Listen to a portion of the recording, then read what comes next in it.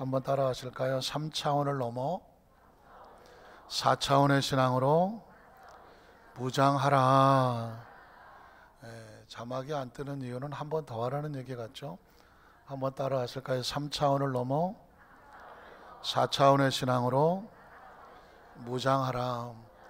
2019년도 마지막 주일 예배의 말씀의 제목을 이렇게 정했습니다. 서울의 왕십리 쪽에 있는 한 교회에서 해마다 마무리를 지면서 전도 시상식을 하게 됐답니다.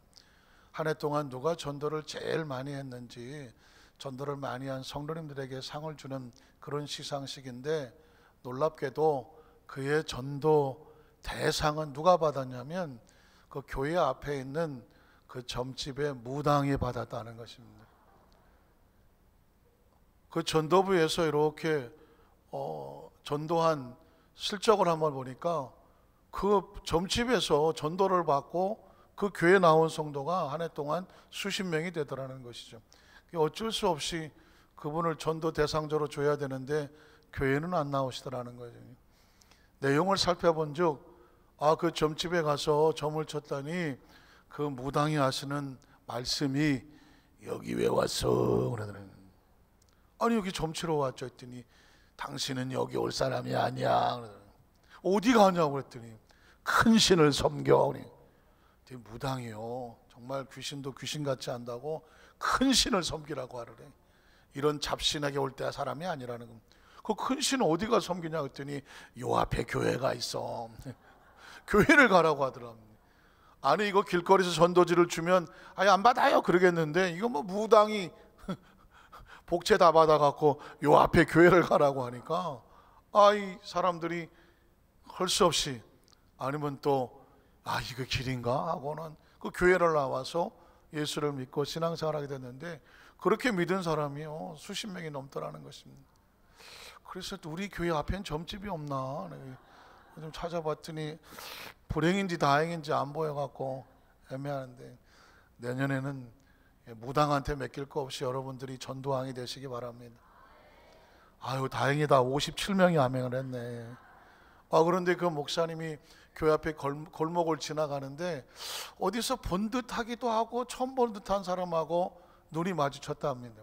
그래서 그냥 머쓱해서 목례만 하고 지나갔는데 그분이 갑자기 뒤로 돌아보더니 목사님이시죠? 그러더니 예 했더니 처음 뵙습니다 했더니 예 저도 처음 뵙습니다 했더니, 그러면서 뭐라고 말하냐면 같은 동종업계에 종사하는 사람들끼리 서로 인사나 하고 지냈으면 좋겠습니다. 아니 동종업계 어디 목회를 하십니까? 그랬더니 저는 요 앞에서 점을 치는 무당입니다 그러더라고요. 사실 제가 꽤 오래전에 들었는데 그게 머릿속에 떠나지를 않아요. 그 무당이 목사님을 향해서 같은 동종업계에서 종사하는 사람들끼리 인사나 하고 지내자고 하더라는 것입니다. 여러분, 동종업계란 뜻이 뭘까요? 육체는 사람의 몸을 가지고 있지만 목사님은 또 교회는 크리스찬은 큰 신인 하나님을 섬기고, 자기는 잡신이지만 자기도 신을 섬기기 때문에 같은 업계에 종사한다라는 표현이 아주 절묘하게 썼던 것이죠. 우린 여기서 어쩔 수 없이 3+4라는 단어를 기억해내야 됩니다. 그건 제가 만든 말인데요, 한번 따라 하실까요? 3+4. 이게 무슨 뜻일까요? 설마 7 그러진 않겠죠? 여러분 요즘 마트에 가면 연말이라고 1+1이 있습니다. 하나를 사면 또 하나를 주죠. 물건을 좀 많이 팔려고 하는 그런 판매수이기도 하지만 3+4는 3개 사면 4개 준다 이런 뜻이 아닙니다. 그러면 망합니다.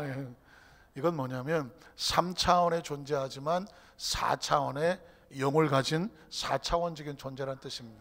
한번 따라 하실까요? 우리는 3차원의 육체를 가지고 있지만 4차원의 영이신 하나님을 모시고 삽니다.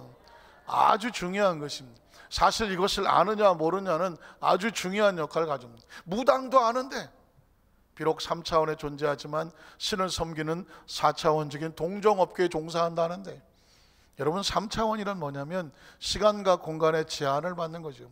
이 성전 안에 있는 모든 물건들은 3차원적인 존재입니다. 시간이 지나면 다 낡거나 부서지거나 형체가 없어집니다. 왜냐하면 3차원적인 존재는 시간의 제한을 받기 때문에 그렇습니다. 또 여기 있는 물건들은 공간의 제한을 받습니다. 그러니까 누가 움직이지 않는 한 그 자리에서 꼼짝도 못합니다. 이게 바로 시간과 공간을 지배를 받는 3차원적인 존재들입니다. 우리 육체가 그렇습니다. 우리 육체가 천하보다 소중한 생명이라고 말하지만 육체는 세월이 지나가면 다 낡아집니다. 표현이 그렇지만 늙어간다는 것이죠. 노화된다는 것이죠. 저도 어느 날 거울을 보다 깜짝 놀랐습니다. 이게 내 얼굴이 이게 아닌데 아버님 얼굴이 자꾸 나오는 것입니다. 이거 점점 아버님을 닮아가네. 이거 그 아버님의 얼굴을 보면서 아이고 내가 나이 먹으면 나도 저렇게 되겠구나 생각하니까 아찔합니다. 머리 나빠지고 막 물론 좋긴 합니다만은 어쨌든 육체는 시간이 지나가면서 점점 낡아집니다. 피할 수가 없습니다. 세월 앞에 장사 없다는 얘기는 그 얘기 아닙니까? 공간도 마찬가지입니다. 우리가 여기 서 있으면서 동시에 다른 곳으로 순간이동을 할 수가 없다는 말입니다. 공간의 제한을 받습니다. 그러니까 육체는 아무리 소중한 생명이지만 어쩔 수 없이 3차원의 제한을 받는 존재입니다. 그러나 우리는 3차원으로 끝나지 않습니다. 우리 속에는 4차원적인 영혼이 있다는 것입니다. 영혼이 있죠. 영혼은 하나님을 아는 특별한 능력이고 특별한 존재고 하나님과 통하는 존재입니다. 우리가 무엇을 생각합니까? 정신이 있고 마음이 있고 생각이 있지 않습니까? 이런 것들은 눈에 보이지 않습니다. 마음과 생각과 정신이라는 것, 영혼이라는 것은 시간과 공간을 초월하는 존재입니다. 여러분, 사람의 생명이 천하보다 소중한 것은 뭐냐면 육체를 가지고 있지만 크리스찬은요 하나님을 아는 영적인 영이 우리 속에 살아서 움직이기 때문에 3차원적인 존재이나 4차원적인 존재다. 그래서 제가 만든 말이 3 플러스 4라는 표현을 쓰는 것입니다. 사실을 예수를 믿는다는 건요 3차원적인 존재가 영안을 떠서 4차원적인 존재인 것을 깨달아서 하나님과 통하는 하나님의 자녀가 되는 것입니다. 요한복음 3장 16절을 기억하십니까? 하나님이 4차원적인 영이잖아요. 세상을 3차원이 우리가 사는 세상이잖아요. 4차원의 하나님이 세상을 사랑하셨다는 것입니다. 사랑은 뭘까요? 이 3차원적인 존재가 영안을 떠서 4차원을 깨달아 아는 존재로 만들어주는 거죠.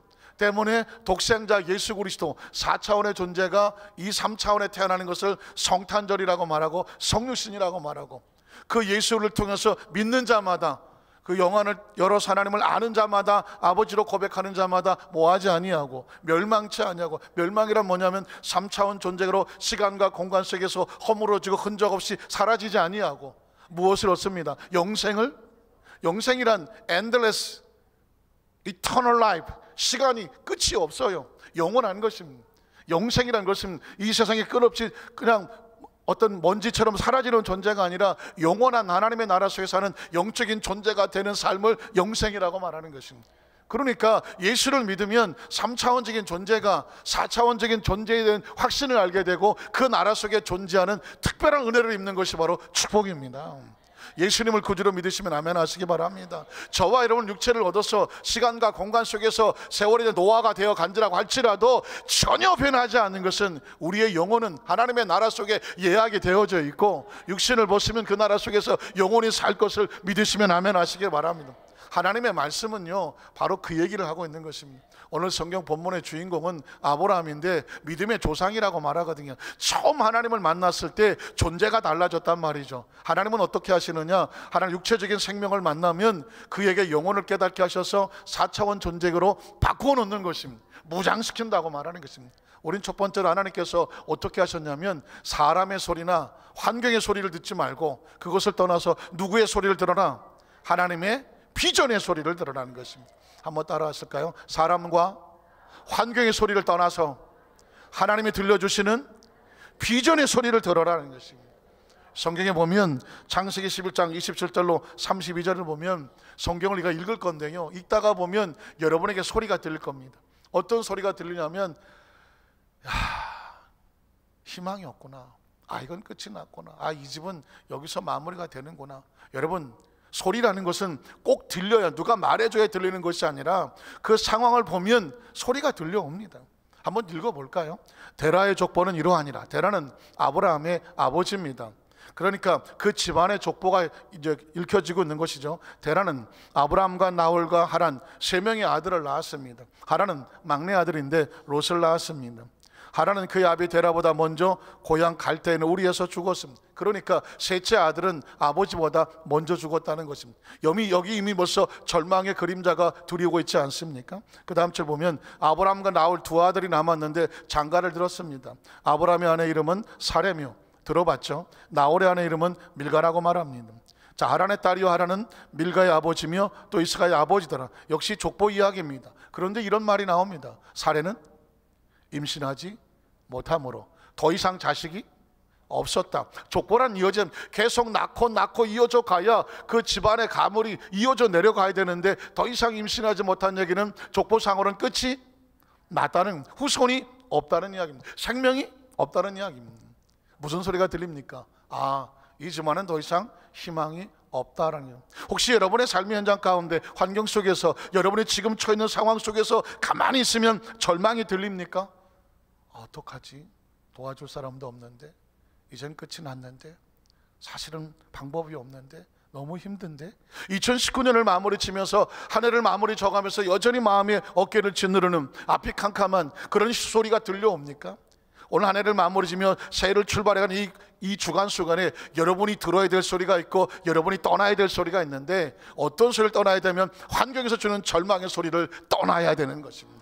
때문에 하나님께서는 아브라함을 선택하시고 이렇게 말합니다. 창세기 12장 1절에 보니까 갈대아인의 우르를 떠나, 창세기 12장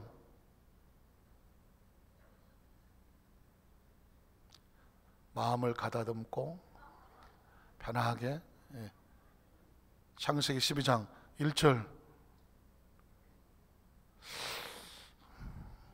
한 해를 마무리 지면서 자, 하나님께서 아브라함에게 이렇게 말을 합니다. 들립니까? 말씀을 하면 들려야 되는 거죠. 뭐라고 말합니까? 그 다음 절에 보니까 너는 너희 고향과 친척과 아버지 집을 어떻게 해라? 떠나라고. 고향하면 들리는 소리가 있지 않습니까? 고향에서 자라면서 들었던 수많은 익숙한 소리, 친척들이 들었던 소리, 너희 집안은 이제 끝났어, 자식이 없어, 더 이상 족보가 이루어지지가 않아, 너희 형편처지가 그렇고, 상황이 그래, 경제가 그렇고, 육체가 그렇고, 너희 나이가 그래, 너희 집안이 그래. 들립니까? 그런데 아버지 집을 어떻게 하라는 겁니까? 떠나라는 것입니다. 이제껏 들렸던 사람과 환경의 소리를 막으라는 것입니다. 끊어내라는 것입니다. 왜냐하면 이제부터는 내가 너에게 보여주는 땅, 비전의 소리가 있다는 것입니다. 한번 따라 하실까요? 내가 내게 보여주는 땅으로 가라니. 새로운 소리가 들립니다. 새로운 비전이 다가옵니다. 새로운 꿈을 꾸게 됩니다. 그 이전에 듣지 못했던, 그 누구도 말해주지 않았던 새로운 세계가 펼쳐지는 것입니다. 그 다음 절은 뭐라고 말합니까? 내가 너로 큰 민족을 이루고.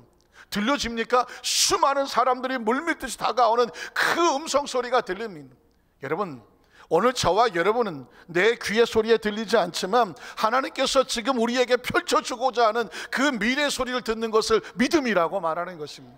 한 해를 마무리 지며 새해를 출발하면서 과연 새해는 어떤 일이 벌어질 건가? 아무 소리도 안 들립니다. 누구도 말해주지 않습니다. 세상은 말합니다. 2019년인데도 별일 없는데 뭐 2020년 더 힘들지 않겠어? TV를 틀어놓으면 뉴스는 말합니다. 경제는 더 어렵고, 고용은 점점 어렵고, 자영업자 점점 힘들고, 별소리가 들려옵니다. 어떻게 합니까? 그 소리와 우리는 상관이 없습니다. 왜냐하면 하나님의 사람들은 하나님의 소리를 듣습니다. 영의 소리를 듣습니다. 새롭게 펼쳐질 소리를 하나님께서 우리에게 명령하는 것입니다. 너의 삶 가운데 큰 민족을 이루고 내게 복을 주겠다고 말합니다. 복은 세상에서 얻는 것이 아닙니다. 하나님이 주시는 것입니다. 내게 복을 주어 내 이름을 창대하게 하겠다. 우리가 이름을 높이려고 애를 써보지만 세상의 인기라는 것이 내 마음대로 되지 않습니다. 내 마음대로 성공이 다가오는 것이 아닙니다. 창대는 하나님이 만들어 주시는 것입니다. 내 이름을 창대하게 하리니 네가 복이 될 것이라고 말했습니다. 여러분 들어보셨습니까? 우리가 복이 됩니다. 우리가 복의 주인공이 됩니다. 세상의 요행과 재수에 여기에 기웃기웃거리면서 누가 좀 어떻게 해줄까 기웃거리지 말라는 것입니다. 네가 복이 돼서 네가 가는 곳을 복 있는 곳으로 만들라는 것입니다. 너를 통해서 많은 사람이 복 있게 하게 하겠다는 것입니다. 너를 축복하는 자는 내가 복을 내리고. 왜? 복이니까. 복을 축복하면 같이 복이 많은 것이고, 너를 저주한 내가 저주, 복을 거둬차면 그 사람에게 저주가 될 수밖에 없는 것입니다. 그 다음 절 보면 뭐라고 말합니까? 땅의 모든 족속이 너로 말미암아, 우리로 말미암아, 나로 말미암아 무엇을 얻습니까? 복을 얻을 것입니다. 아멘이 잘 안 되는 이유를 압니다. 뭐 그런 생각을 해봤어야지. 세상에 내가 복 있는 사람이라고? 하기야 저도 어렸을 때 꿈이 대통령 형이었으니까 내가 대통령 될 생각은 없고, 내 동생이 어떻게 대통령 되면 묻어갈까 싶어갖고, 주여 내 동생이 대통령 되면 대통령 형 되게 하여 주시옵소서. 그런데 나이를 먹다 보니까 이게 얼마나 위험한 기도인지 알았어. 대통령 친척들은 웬만하면 다 들어가셨더만 보니까 이건 잘못된 거다. 그때 깨달은 성경은 말하기를, 누구를 기웃거리지 마라. 네가 축복의 주인공이 되라. 너로 인해 너의 가정이 복을 받고, 너로 너의 자식이 복을 받고, 너를 만나는 사람이 너로 인하여 축복의 주인공이 되라. 이게 성경적인 근원입니다. 그래서 여러분이 축복의 통로가 되는 것입니다.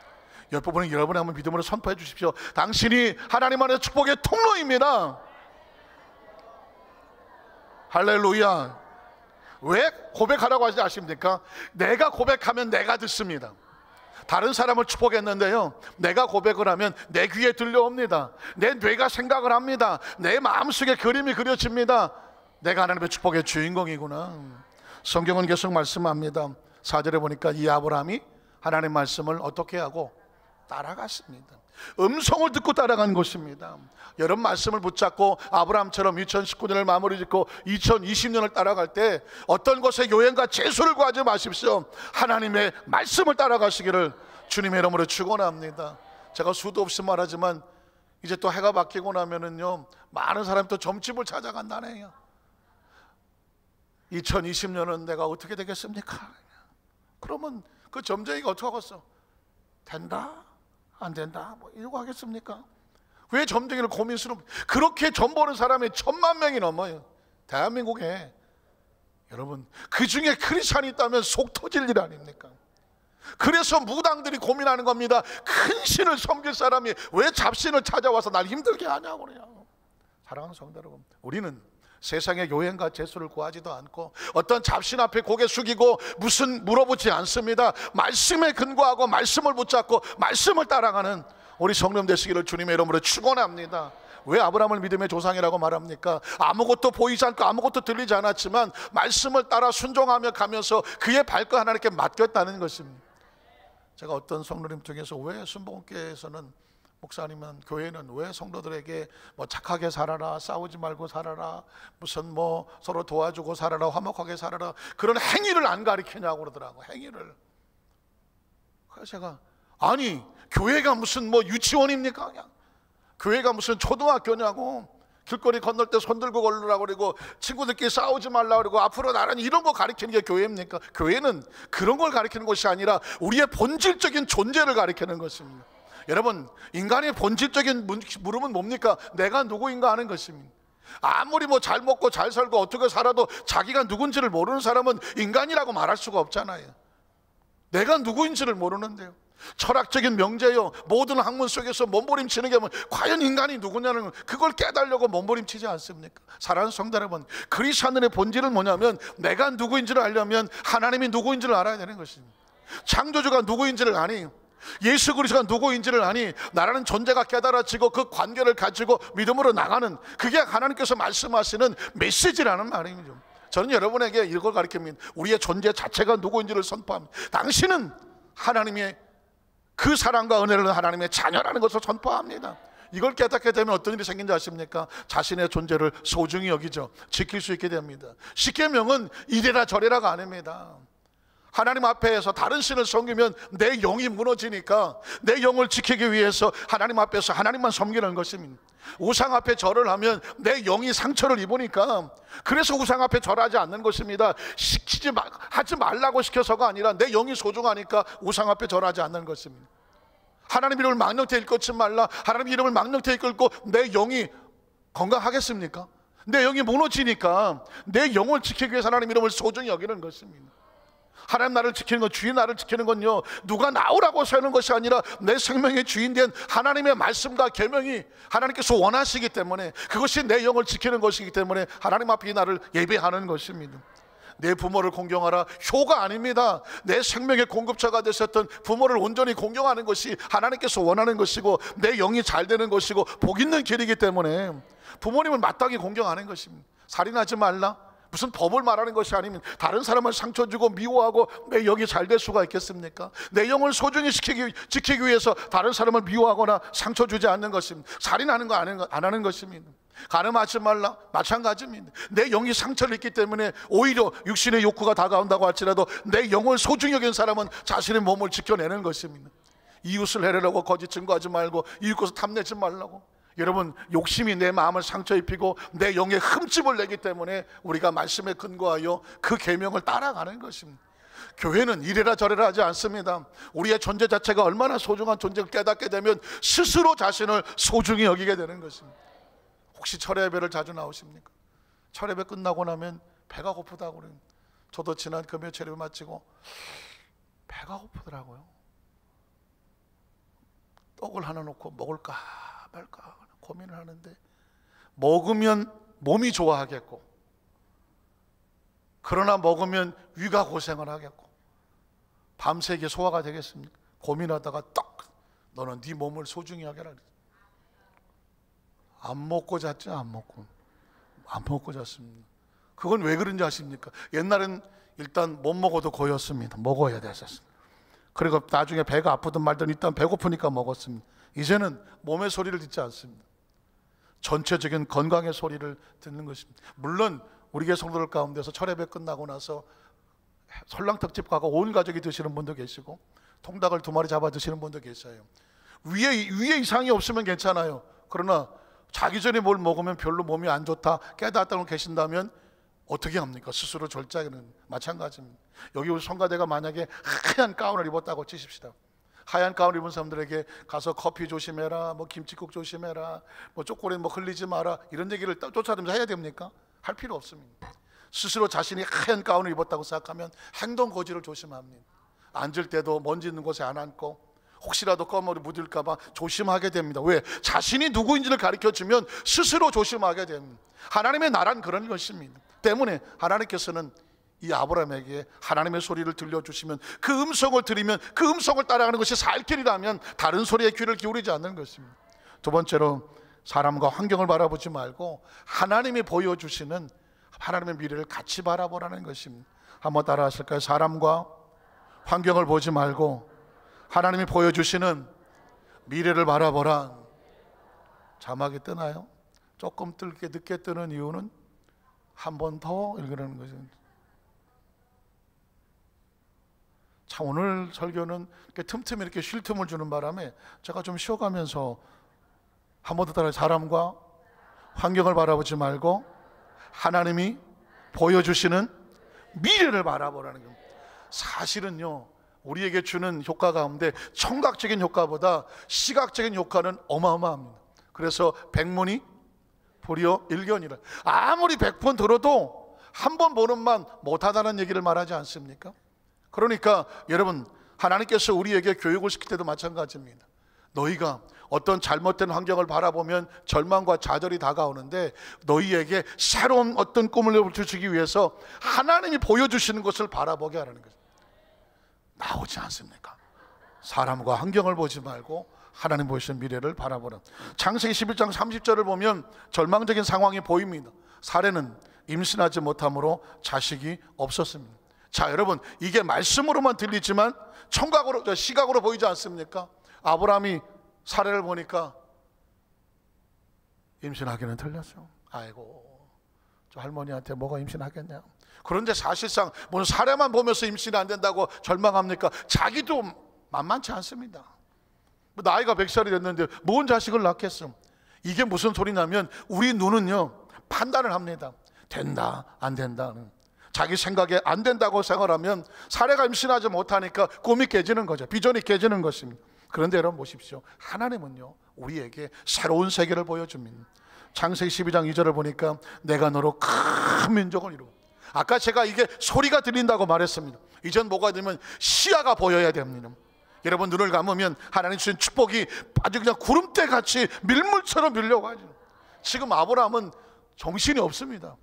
아니 지금 사라는 나이가 90세고 자기는 나이가 100살이고 지금 전혀 희망이 없는데 하나님 뭐라고 말하냐면 내가 너로 큰 민족을 이룬다고 말합니다.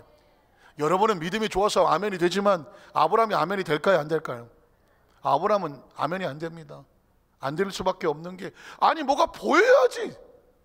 자기 아내도 절망이고 자기도 절망입니다. 그런데 여러분, 믿음이란 뭐냐면 나를 바라보는 게 아닙니다.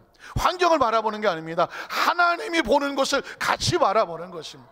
어차피 저와 여러분은 어디서 왔는지도 모르잖아요. 어떻게 태어났는지도 모르잖아요. 지금 우리가 살고 있지만 어디로 가는지는 알고 가십니까? 솔직히 물어볼게요. 가시는 데는 아십니까? 이 운명 자체라는 것은 정말 아주 절박하게 하나님 한 번 왜냐면 운명은 아무런 비전이 없습니다. 어머니 뱃속에 저와 여러분이 있었잖아요. 아니다, 나는 딴 데 있었다고 싶나요? 누구를 막느라고 어머니 뱃속에 있었어. 그것도 10달을 있었어. 엄청난 생명을 가지고. 그때 우리가 할 수 있는 게 뭐가 있을까요? 아무것도 없습니다. 운명에 맡기는 거예요. 거기서 말하는 운명이란 하나님의 섭리에 맡기는 수밖에. 지금 우리는 우주라고 하는 거대한 하나님의 생명 안에 우리는 갇혀 있잖아요. 그렇게 100년을 살아갈 거 아닙니까? 우리가 우리 힘으로 살아가는 게 아니란 말입니다. 하나님의 존재를 알면 우리는 하나님의 소리를 같이 듣고 하나님의 꿈을 같이 꾸고, 하나님이 있어야 우리가 존재합니다. 어머니가 있어야 어머니 뱃속의 태아가 살아갈 수 있는 것처럼 우리의 운명은 하나님이 안고 계셔야 우리의 생명은 희망이 있고 축복이 있는 것입니다. 하나님의 성경은 그 얘기를 우리에게 끊임없이 얘기하고 있는 것입니다. 하나님이 바라보는 것을 너희가 같이 바라보라는 것입니다. 너는 큰 민족이 될 거다. 너는 복 있는 존재가 될 거다. 내 이름은 창대한 존재가 될 것이다. 너는 복 있는 존재가 돼. 뭔가 지금 우리에게 껍질을 막 벗겨내고 있는 거 보이지 않습니까? 스스로 절망하거나 좌절하거나 낙심하거나 내 나이가 어떻고 내 형편이 어떻고 내가 배운 게 어떻고 내 처지가 어떻고 내 지나온 과거가 어떻고 내 경험이 어떻고 남들의 평가가 어떻고 내가 지금 살고 있는 모든 수준이 어떻다는 것, 이게 끊임없이 우리를 덮고 있지 않습니까? 하나님께서 그걸 하나하나 벗겨내지 않습니까? 너는 큰 복을 받을 거야. 너는 큰 민족을 이룰 거야. 내 이름을 창대하게 될 거야. 내가 널 그렇게 만들 거야. 믿으십니까? 하나님께서 우리를 만들어가는 게 그게 생명입니다. 여러분, 그 다음 절은 뭐라고 말합니까? 창세기 13장 14절 16절을 보면 아브라함이 쉽게 믿어지지 않으니까 하나님은 계속해서 보여줍니다. 롯이 아브라함을 떠난 후에 야훼께서 아브라함에게 이르시되 너는 눈을 들어 너 있는 곳에서 또 바라보라. 북쪽과 남쪽과 그리고 동쪽과 서쪽을 바라보라. 뭐가 보입니까?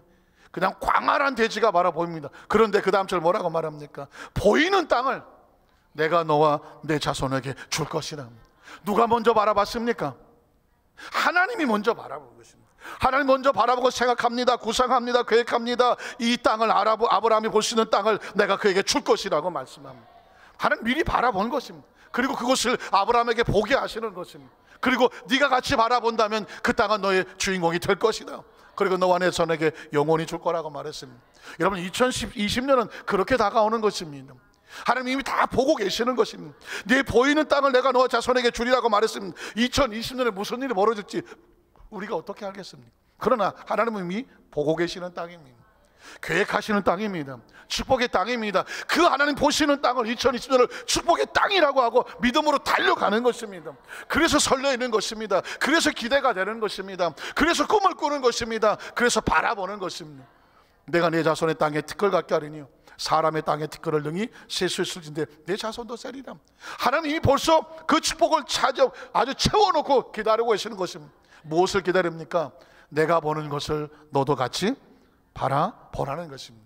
왜 무장이란 말을 썼을까요? 이래도 자꾸 환경을 바라보면 여러분 마찬가지입니다. 말씀을 듣고 나가면 또 세상에 엄청난 것이 보이면 또 주저앉을 수 있습니다. 현실에 주저앉고 상황에 주저앉고 사람의 소리에 주저앉고 사람이 말하면 주저앉을 것입니다. 아브라함도 주저앉습니다. 창세기 15장 1절로 3절에 보면 이후에 야훼의 말씀이 환상 중에 아브라함에게 임하여 이르시되 아브라함아 두려워하지 마라. 나는 내 방패여 너의 지극히 큰 상급이니라. 아브라함이 이르되 목소리도 힘도 없습니다. 주 야훼여 무엇을 내게 주시라고 합니까? 장막에서 피곤하다 자다 일어난 것 같아요. 근데 하나님께서 환상적이 나타나는데 우리 같으면 펄떡 뛰어서 할렐루야 하나님 감사합니다 했을 텐데 아브라함이 힘이 없습니다. 왜냐하면 뭐 형편도 그렇고 몸도 그렇고, 그래서 하나님 뭘 내게 주시려고 합니까? 기대도 없습니다. 그 다음 절 보니까 뭐라고 말합니까? 나는 자식이 없다고 말합니다. 현실입니다 여러분. 자식이 없습니다. 나의 상속자는 내가 아무리 굴려봐도 어차피 자식이 없으니까 내 다메섹 사람, 내 종들 중에 하나 엘리에셀입니다.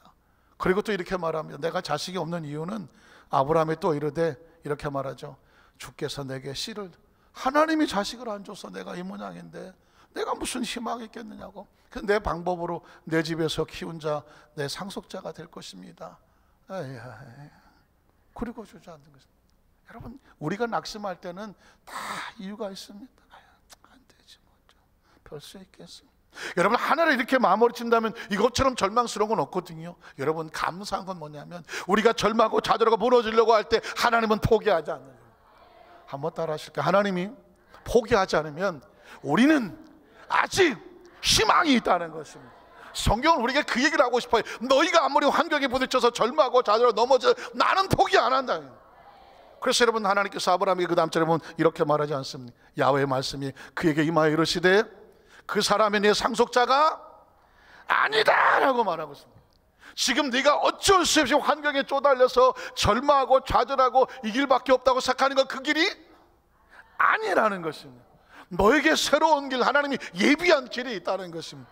그 길이 뭐냐니까 내 몸에서 날 자가 내 상속자라는 것입니다. 내 몸에서 난다, 이건 기적입니다. 내 몸에서 난다, 사람의 능력이 아닙니다. 내 몸에서 난다, 하나님이 하시겠다는 것입니다. 한번 따라 하실까요? 하나님이 하신다. 2019년 마무리 짓고 2020년 나갈 때 여러분 1년 내내 제가 외칠 겁니다. 하나님이 하신다. 하나님이 하신다고 하면 어떤 절망에서 일어나는데요, 하나님이 하신다를 잃어버리면 내가 안 되면 하나님도 무너지고 내가 절망하면 하나님도 안 보이는 거예요. 근데 지금 아브라함에게 말합니다. 내가 할게요. 내가 할게. 내가 할게. 내가 내 몸에서 상속자가 날게 할 건데 그 내 몸에서 날 자가 내 상속자가 되게 하리라. 그리고 그 다음 절은 그를 이끌고 밖으로 나가. 아주 중요한, 여러분 이 5절은요 평생의 가슴에 새겨 놓으십시오. 장막에 갇혀갖고 컴컴한 것에 졸다 일어나서 아무것도 안 보이는데 하나님도 안 줬는데 뭐 자꾸 혹시 절망이 되거든 끄집어내야 돼요. 여러분이 여러분 속에서 여러분을 끄집어내십시오. 생각을 끄집어내고요, 여러분의 사고를 끄집어내고요, 여러분의 마음의 열망과 소망을 끄집어내서 밖으로 내어 보내십시오.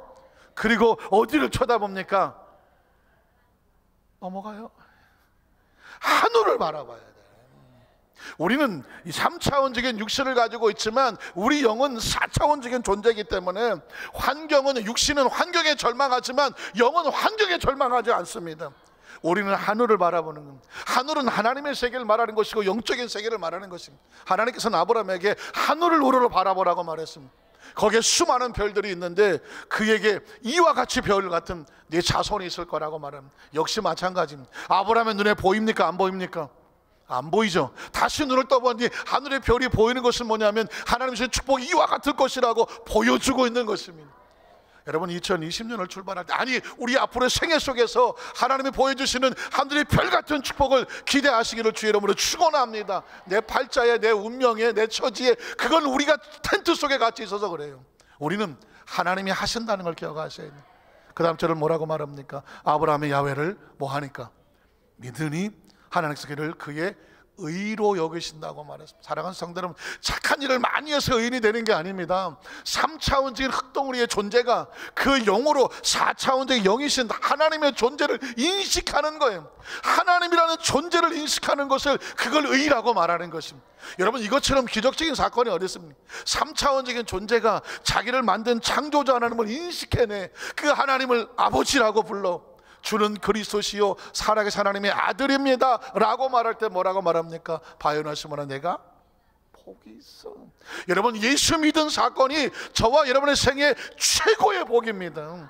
최고의 복입니다. 그건 뭐냐? 3차원적인 존재가 4차원의 하나님을 인식해냈고 우리가 그냥 멸망하는 존재가 아니라 오리같이 땅바닥을 치는 존재가 아니라 하늘을 날 수 있는, 하나님의 나라를 들어갈 수 있는 영적인 존재가 됐다는 사실을 깨달아 고백할 수 있는 사건, 이게 우리의 최고의 축복이고요. 하나님 그걸 뭐라고 말하냐면 의라고 말하는 것입니다.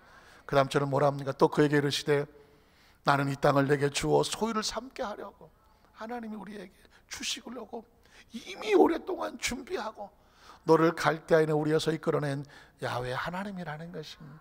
사실 하나님께서 아브라함과 지금 밀고 당기는 싸움을 하는데 하나님은 자신이 약속한 것을 끌고 가려고 애쓰고, 아브라함은 안 보이니까 질질 끌려가면서 만나고 이러고 있고, 그러나 마침내 하나님은 아브라함을 그 땅으로 끌고 가시는 그 일을, 열심을 놓지 않습니다. 한번 따라 하실까요? 만군의 야훼 열심히 이를 이루시리라. 하나님은 끊임없이 우리에 있는 불신앙을 끌어냈습니다. 여러분 혹시 그런 드라마를 보셨는지 모르겠지만 어느 드라마를 보니까 중국 드라마예요. 말을 탄 기병과 늑대를 탄 또 늑대 왕국이 있더라고요. 싸움이 붙었는데 어디가 이기겠습니까? 이 말을 탄 기병이 맨날 치는 거예요. 왜 지겠습니까? 말이 늑대를 보니까 전진을 못해. 이건 싸우기도 전에 이게 말싸움에서 졌어. 말이 늑대에게 두려워서 가지를 못해. 뭘 좀 붙어야 싸우겠는데요. 그래서 어떻게 하는지 아십니까? 여기서 아이디어를 냅니다. 말의 눈을 천으로 가려버렸습니다. 보입니까? 안 보입니까? 안 보입니다. 세상에 제일 무서운 것은 눈에 보이는 게 없는 사람 아니겠니? 그러니까 말은 지금 눈앞에 늑대가 있는지 뭐가 있는지 보이지 않습니다. 그러니까 이리야 하면 앞으로 갑니다. 굉장히 중요한 원칙입니다. 이건 싸워보기도 전에 지레짐작으로 늑대가 있어서 나는 친다 하고 말이 못 움직이는 것은 눈으로 봤기 때문에, 잘못 봤기 때문에 그렇거든요. 여러분, 그래서 말은요, 전쟁에 나가는 말은 말 가리개를 씌우잖아요, 눈에. 혹시 아십니까? 경주를 할 때도 마찬가지예요. 여기다 가리개를 씌우면 좌우를 보지 못하고 앞만 달려나가서 합니다. 보는 게 동물들 이렇게 중요하거든요. 혹시 여러분 꽁사육장 가보셨나요? 꽁사육장. 어떤 사람이 꽁사육장 친구가 하는 것을 갔더니 깜짝 놀랐답니다. 꽁사육장을 갔는데요, 꽁은 야생이잖아요. 야생조리기 때문에 천장이 있어야 돼요, 없어야 돼요? 없어야 됩니까? 있어야 되죠. 다 날아가 버리는데, 다 날아가는데. 그래서 천장이 아마 잘 막혀 있을 거라고 갔는데 그 친구 집에 꽁사육장은 천장이 없어요. 그런데 꽁들이 하나도 안 날아가. 하도 신기해서 친구에게 물었더니, 아니 저 꽁들은 하나도 안 날아가냐 그랬더니, 야 걔네들 한번 잘 찾아봐 그랬더니 가만히 보니까 꽁들이 눈에다가 이 모자를 썼어. 이렇게 모자를 다 씌웠어. 모자를 아주 어렸을 때, 새끼 때부터 요만한 모자를 만들어 갖고요, 여기다가 씌운 거예요. 이렇게. 그러면 이 꽁들은 하늘이 보여요, 안 보여요? 하늘이 안 보여.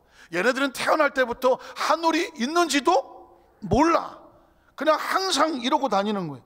땅만 보여. 그래서 땅에서 먹이만 먹고 그냥 그 둥지에 들어가서 자고, 하늘을 본 적이 없고 이게 왜 있는지를 몰라. 아하, 저 꽁들은 이 덮개만 씌워주면 한 놈도 안 날아간다는 것이. 여러분, 굉장히 중요한 의미가 있습니다. 인생의 삶의 마귀는요, 우리의 존재자를 아예 이 덮개를 막아놨어. 너는 3차원적인 존재야. 이 땅에 육신적으로 살다가 그냥 뭐 노세 젊어 노세 뭐 어쩌고 하다가 그냥 끝나면 끝이야. 하늘이 어디 있어? 하나님이 어디 있어? 천국은 어디 있고 지옥은 어디 있냐? 그냥 대충 살아요. 이게 마귀가 하는 것입니다. 그런데 이 덮개가 열려야 하늘이 보이거든. 이 덮개를 벗어나야 하늘이 보이고 하나님이 보이고, 그리고 이 날개가 보이고 하나님의 나라가 보인단 말입니다.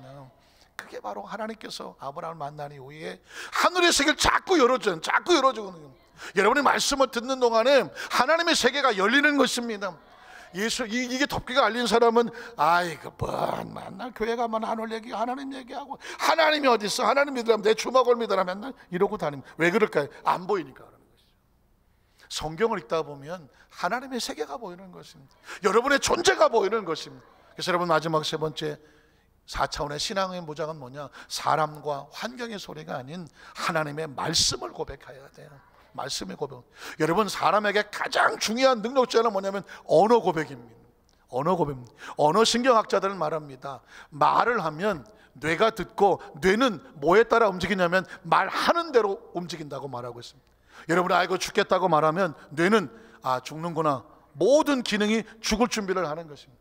아무리 힘들고 어려운 상황이라 할지라도 난 할 수 있다고 말하면 뇌는 할 수 있는 방법이 있구나 움직인다는 거예요. 그래서 철저하게 언어 심리학자들은요 말을 조심합니다. 이미 오래전에 하나님은 자기 백성들에게 언어를 하나님 언어로 바꿔놓았습니다.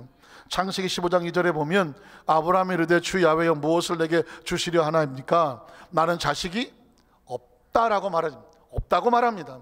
자, 나의 상속자는 이 다메섹 사람 엘리에셀이라고 말합니다. 그러나 3절에 또 가서 이렇게 말하죠. 하나님이 안 줬기 때문에 내게 씨를 주지 않으셨으므로 내가 상속자가 없습니다. 종이 상속자입니다 라고 말합니다. 자, 4절에 보면 하나님은 뭘 바꿀까요? 말을 바꿉니다. 야훼의 말씀이 빨리도 넘어가거든요. 그에게 임하여 이르시되 그 사람이 내 상속자가 아니라 말을 바꿔버립니다. 어떻게 바꿉니까? 내 몸에서 날짜가 내 상속자가 되리라니. 내 몸은 절망이고 내 아내도 절망인 것 같지만 하나님은 뭘부터 바꿉니까? 말부터 바꿉니다. 나도 자식을 낳을 수 있다. 내 아내 살아도 자식을 낳을 수 있다라는 것입니다. 2019년을 마무리 짓고 2020년 출발하면서 철저하게 모정하는 것은 내 입에서 절대 긍정이 나와야 돼요. 절대 감사가 나와야 되고요, 믿음이 나와야 돼요. 그리고 사람과 환경에서 말하는 소리를 옮길 필요 없어요. 유튜브에서 돌아다니는 엄청난 소리, 그런 소리 전하는 사람 될 필요 없어요. 말씀에 근거해서 말씀에서 원하는 원칙을 그걸 내 입에서 나가게 하십시오. 왜냐하면 우린 육의 사람이 아니에요. 영의 사람이라는 거예요. 여러분 영의 사람들은요 부정적인 소리하면 아주 듣기 싫습니다. 안 된다, 뭐 못한다, 뭐 끝났다, 뭐 재수 없다, 될 리가 있겠냐, 뭐 해봐라, 이런 소리들은 막 영은 아주 복잡합니다. 아주 듣기 싫어. 살겠습니다. 이제 죽는 게 아니라 살겠습니다. 왜? 하나님의 사람들은요 철저하게 영은 절대 긍정했습니다. 할 수 있다, 하면 된다, 해보자, 또 희망이 있다, 다시 시작할 수 있다, 하나님이 하신다는 것입니다. 하나님은 지금 아브라함에게 이 훈련을 시키고 있습니다. 창세기 17장 4절에도 보면 보라 내 언약이 너와 함께 있으니, 언약이 뭘까요? 하나님의 약속이거든요. 너는 여러 민족의 아버지가 된다. 나는 여러 민족의 아버지가 된다 고백하는 것입니다. 그 다음 절은 뭐라고 말합니까? 이제 이후로는 내 이름을 아브라함이라고 하지 말고 아브라함이라고 합니다. 여러분 이야기는 여러분의 전설처럼 말씀에 근거하지 않습니까? 하나님 이름을 아브라함을 아브라함으로 바꾸고 사라는 사라로 바꿔놓습니다. 이야기는 뭐냐면 입술로 철저하게 하나님의 축복의 선포를 입술로 고백하라는 것입니다. 말씀을 정리하기를 원합니다.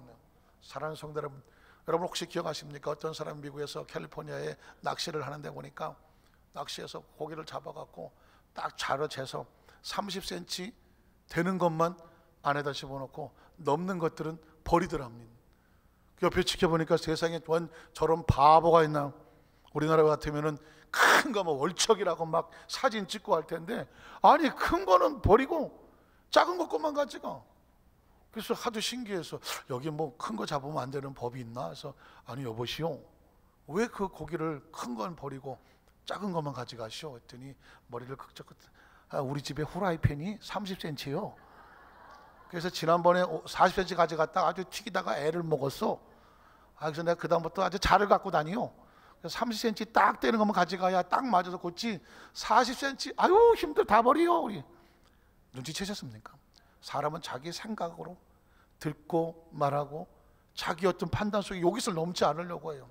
그걸 뛰어넘는 거, 이보시오 50cm 후라이팬 사시오. 들리십니까? 생각이 바뀌어야 되는 거예요. 오늘 저와 여러분요 육신을 가졌지만 육신에 잡혀있는 존재가 아니라 4차원적인 존재입니다. 영적인 존재입니다. 하나님을 믿는 존재고 하나님의 자녀된 존재고요, 하나님과 통하는 기도하는 존재고 예배하는 존재고요, 하나님 일하시는 걸 바라볼 수 있는 믿음의 사람들이란 말입니다. 2019년을 사람의 생각과 환경의 소리로 마무리하지 마시고 하나님의 소리를 새롭게 듣고 새롭게 출발하여 2020년을 출발할 때는 철저하게 우리의 생각과 시야를 넓히고 하나님이 하신다, 하나님의 마음을 품고 승리하신 우리 성령 되시기를 주님의 이름으로 축원합니다.